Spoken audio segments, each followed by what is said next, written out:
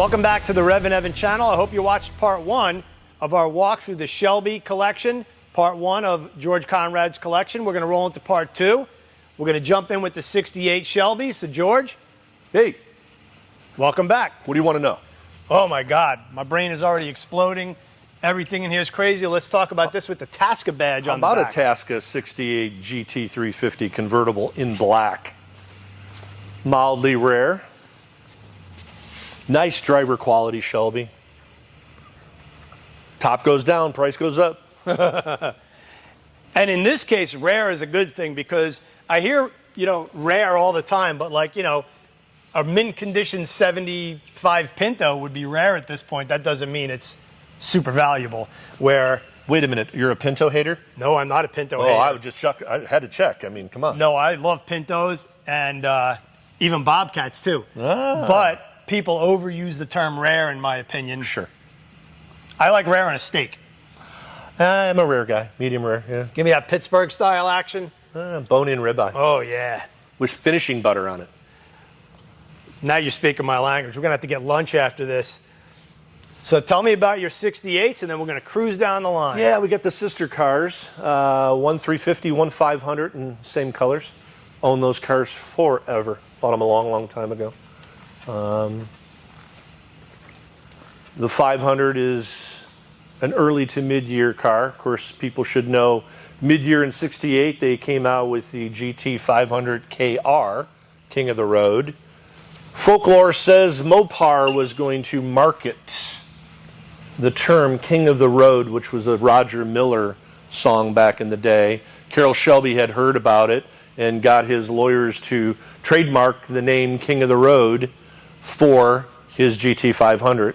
Really? So he underhandedly, intelligently, legally took charge of that KR, King of the Road name, and put it on his 68.5 Cobra Jet GT 500. Smart. Do you have a certain place you like to hunt for the cars? Is there a particular place you like to buy? Do you ever sell? Well, we're talking about a variety of different eras. Obviously, when I started collecting 35 years ago, I mean, we had the local newspaper and Auto Trader and Hemmings Motor News, and right. Hemmings still exists, but a lot of it's online now.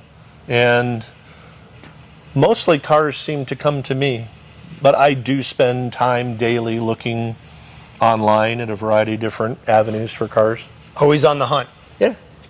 It's a disease. I mean, it's a hobby. Well, I think pretty much if you're watching the Rev and Evan channel, you are infected with the same disease that we all have, which is we just love cars. We have a passion, and it really, if it's a cool car, it doesn't matter if it's an old school Jag like you have over there, yep. A muscle car, a Mustang, a big block Chevelle. I don't know, just something about cool cars. Can't live without it. And there's no way to describe it. If you don't understand it, there's just something about it that gets in your blood. Yeah. How about a couple Highland Green 68s? One's 68 GT 350 convertible, one of the serialized Playboy Playmate of the Year giveaway cars. Kind of an oddity, rarity. And Highland being the bullet color. Correct. So we have a King of the Road. Yes, hubcaps were original to the car. A lot of people have 10 spokes on them or magnums, but hubcaps are correct, and they are not reproduced. And good luck finding them.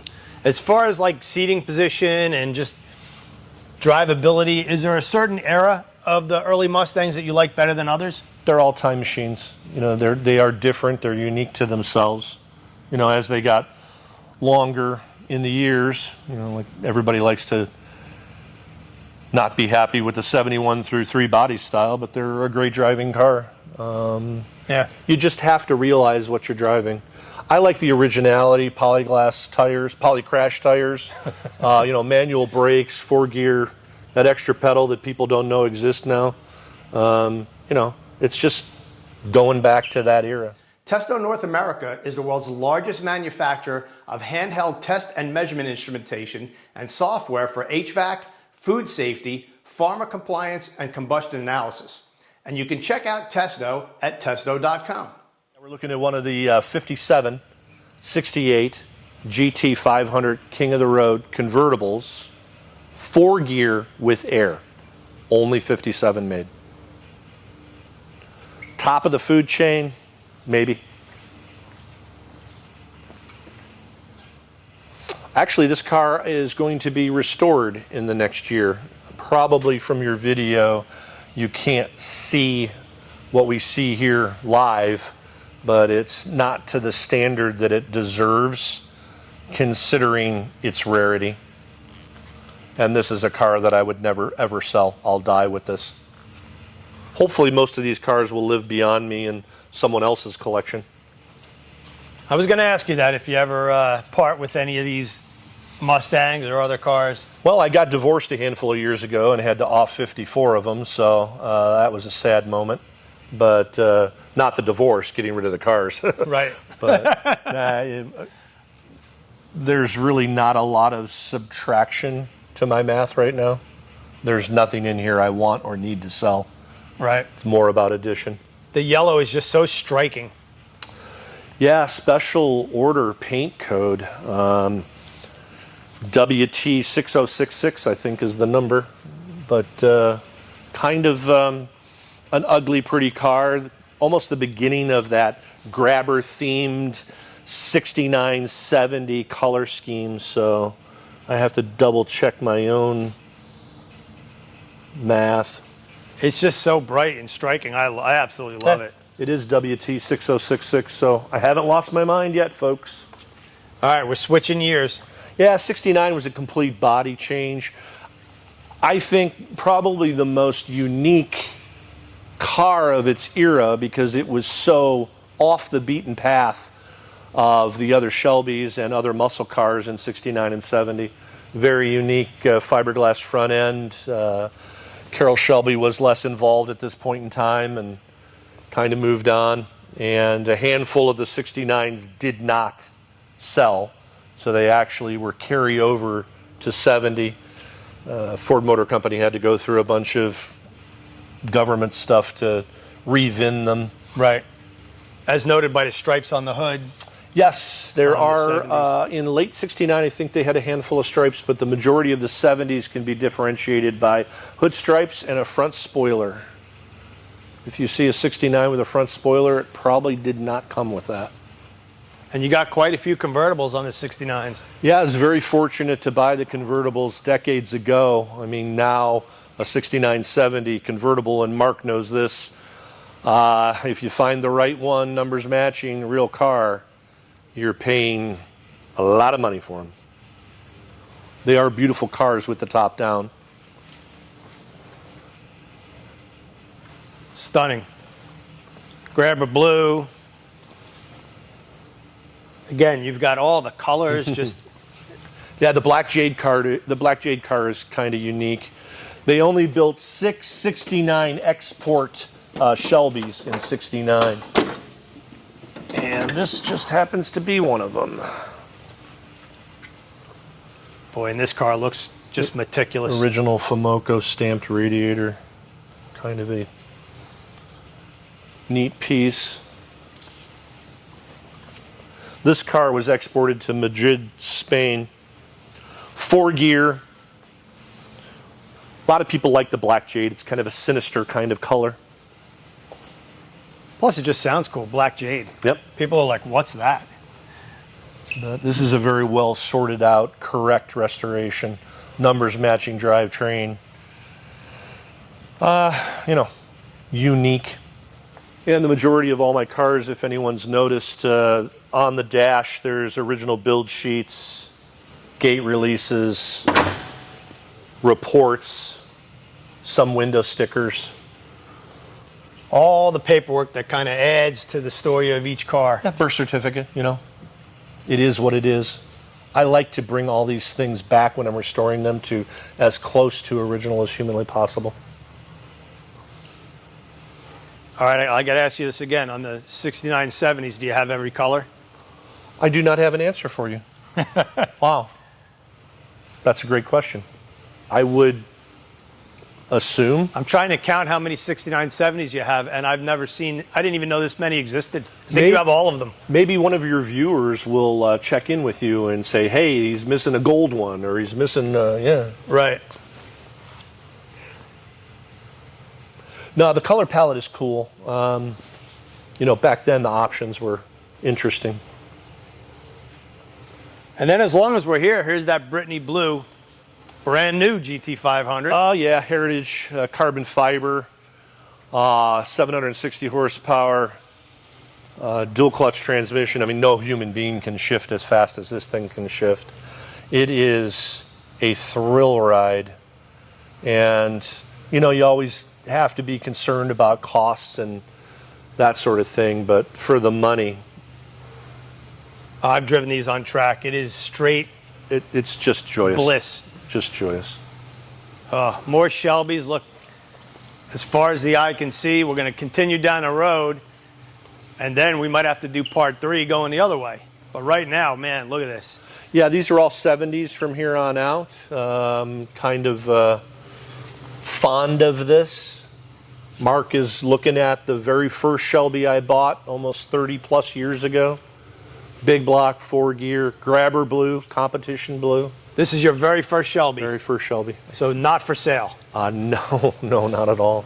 I think I paid 30 grand for this back then, which was tall money. But Were you after a 70 at that point? honestly, it just jumped out and got me. I had just bought a 70 grabber blue Boss 429.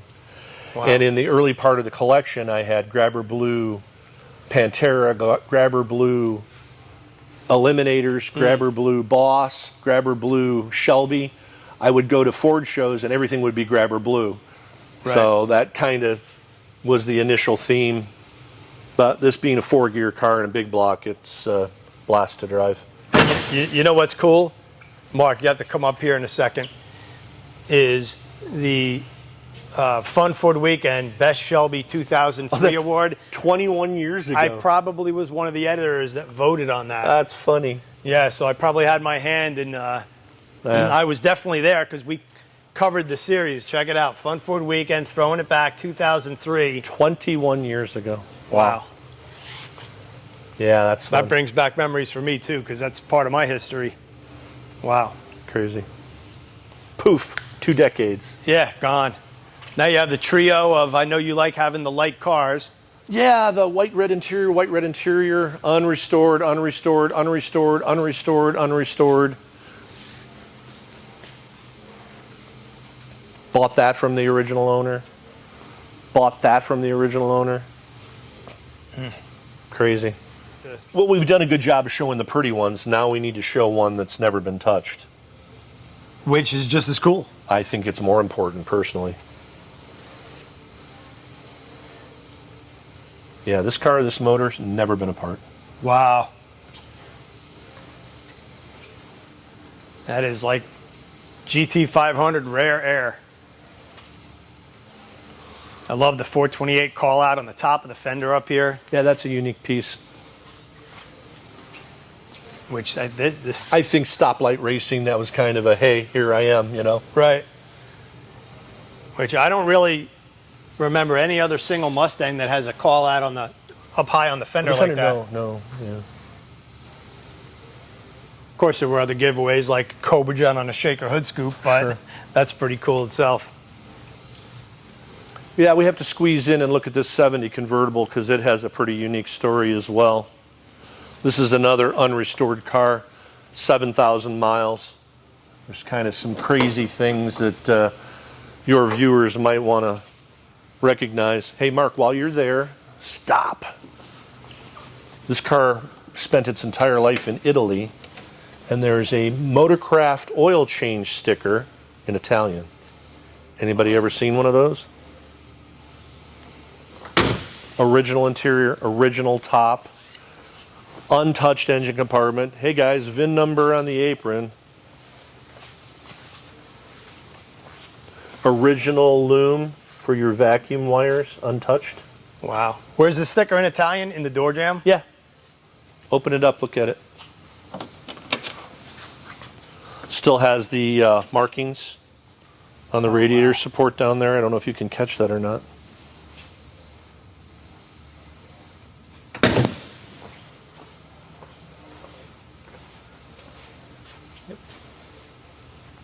Again, the crazy stuff like the original Fumoco stamped radiators, VIN numbers on both aprons. Yeah, it's got some patina, a little bit of surface rust. Some of the things about this car even kind of shocked me. You know, I'm definitely not an aficionado about this, but when I first got this car, I saw this rusted spot on this radiator support, and there's a hole there. Well, that would have been the original buck tag because this was born as a Mustang. So when it went to be converted to a Shelby, they unscrewed that tag and threw it away. They didn't bother to repaint that. So, yeah, this is a real cool piece. Air conditioning convertible. Only has 7,000 miles on it.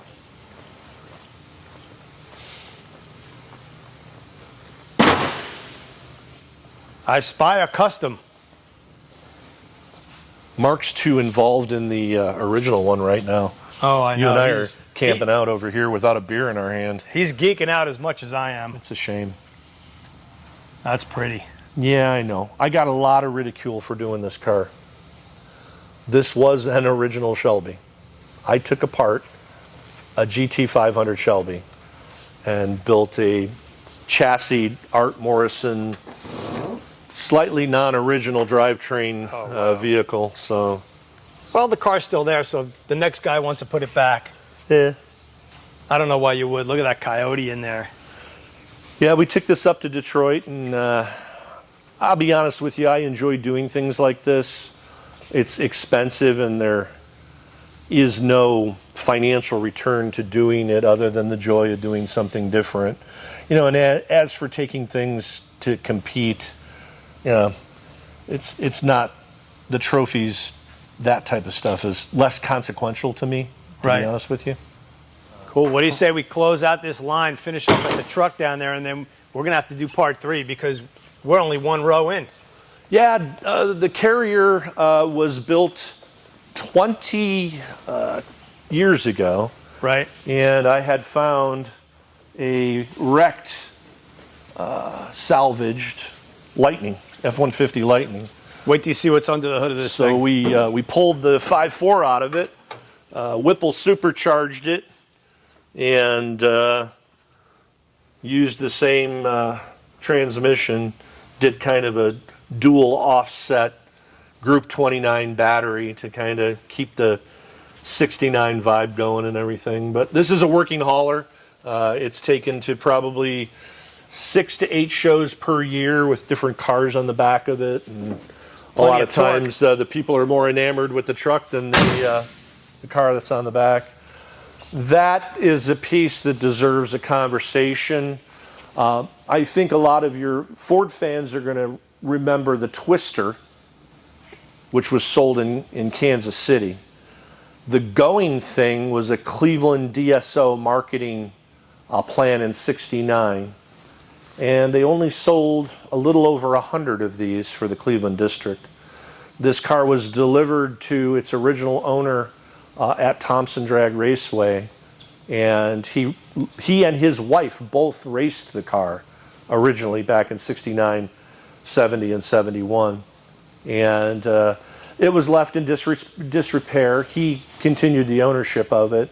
And about 20 years ago, he decided that it deserved to be rebuilt. It's the only blue jet 4-gear Going thing made. He did a couple personal modifications to it, which are kind of cool. Is that not grabber blue? It's right? It's petty blue. It's petty blue, right? Yeah, because guess who drove for Ford 1 year, 1969.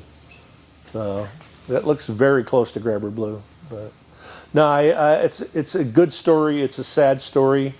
I befriended the gentleman that owned the car for probably the last 20 years of his life. He brought it here to the building. We have car shows a couple times a year, and I would always make sure he got a very good front row parking spot with this. He was a wonderful gentleman, very knowledgeable about the marque, and he passed away a couple years ago, and his wife offered me the car, so there was no question that it deserved to be here. So, Charlie, love you, buddy. What a fitting car to be in here, too. So, wow, George. All right, that's part 2. We wrapped up part 2. We made it all the way down one row of cars. Well, kind of. Yeah. We got... You might have to do part 4. I think we're going to end up going to part 4. So, all right, everybody, we're going to wrap this video up. Don't forget to subscribe and leave that comment. Let us know what you want to see on the channel. Let us know which cars, when we come back, you want to see George take me out for a ride in, because we're going to go for some cruises. So stop back. Hey, Evan, should we do a wardrobe change now? I know, right? Yeah, we should be in like Shelby shirts or something, or We at least should- Mustang shirts. Exactly. We should flip around or We're have a dressed beer all or wrong. something. We're dressed wrong. I know. All right. We'll let the cars be the stars. Good move. All right, cool. So thanks, everybody, for watching. And in a day or two, come back for part 3.